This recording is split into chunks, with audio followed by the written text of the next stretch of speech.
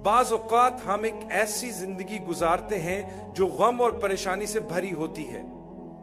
हम बेचैन होते हैं, हमें बहुत सी मुश्किलात का सामना होता है और हम खुश नहीं होते। उदासी हमें घेर लेती है और हम हर चीज से मायूस हो जाते हैं। हम सोचते हैं कि ये सब हमारे साथ क्यों हो रहा है और हमें कोई रास्ता नजर नहीं आता। लेकिन अल्लाह हमें एक रास्ता दिखाता है। वो कहता है कि मेरे कलाम की तरफ रजू करो, मेरी वही की तरफ लौटो। अल्लाह हमें उस रहनुमाई की तरफ रुजू करने को कहता है जो उसने हमें भेजी है।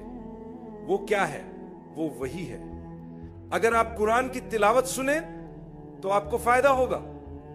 अगर आप कुरान को समझने की कोशिश करें तो आपको फायदा होगा।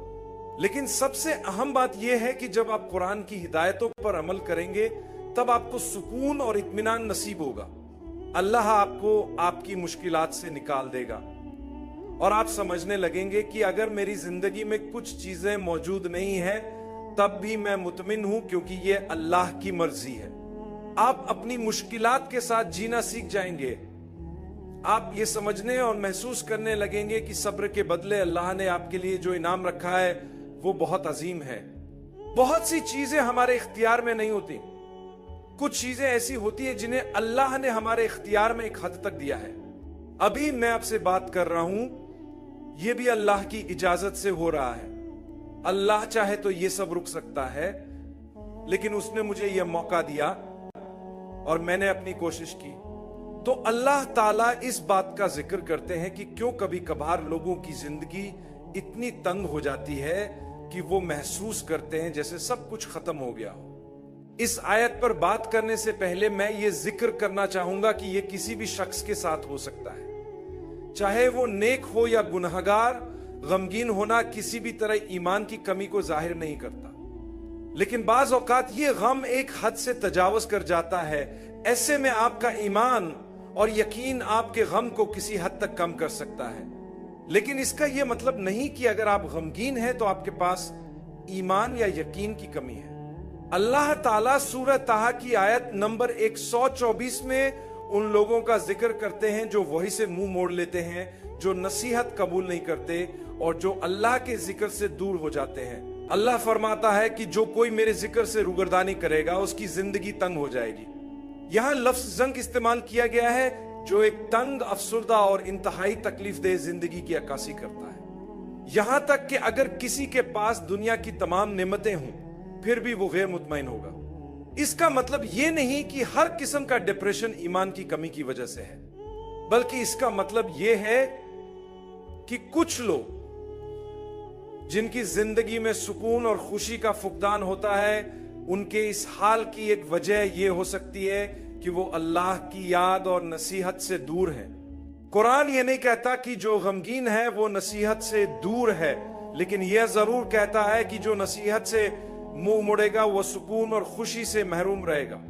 ये एक बहुत नाजुक मामला है, क्योंकि कुछ लोग इसे गलत समझ लेते हैं और कहते हैं ओह तुम अफसुर्दा हो क्योंकि तुम्हारा ईमान कमजोर है।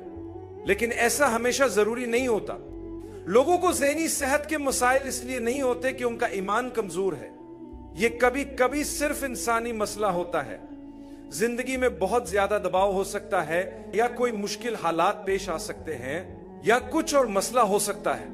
इन सब के लिए माहिरीन से मदद लेना जरूरी होता है।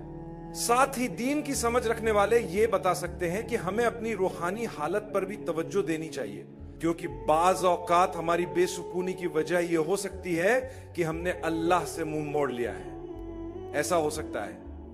यही वजह है कि जब लोग इस्लाम कबूल करते हैं तो उन्हें बहुत सुकून मिलता है, वो खुशी महसूस करते हैं। हालांकि उनके पास पहले हर तरह की आजादी थी कि जो चाहे करें।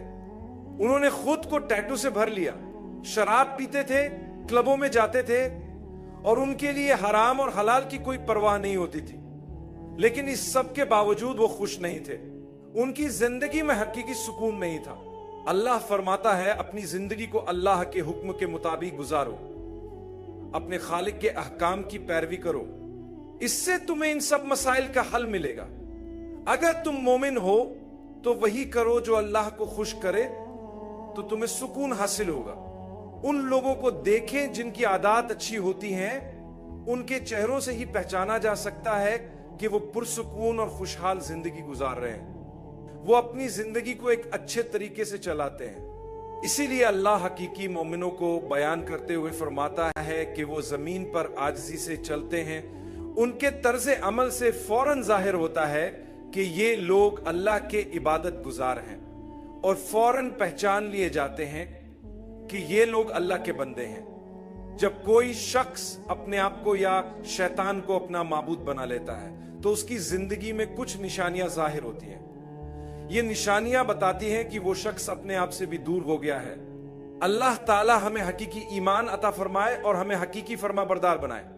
कुरान पाक में अल्लाह फरमाता है कि जो शख्स हमारी वही से मुंह मोड़ता है उसकी दुनियावी जिंदगी तंग और बेसुकून हो जाएगी। इससे भी बदतर यह है कि कयामत के दिन वो शख्स नाबीना उठाया जाएगा। वो देख नहीं सकेगा और कहेगा, ए रब, हम यहां क्यों नहीं देख सकते?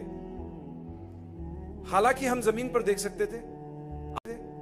आपने हमें दोबारा जिंदा किया है, लेकिन हमारी बसारत गायब है, हम देख नहीं सकते।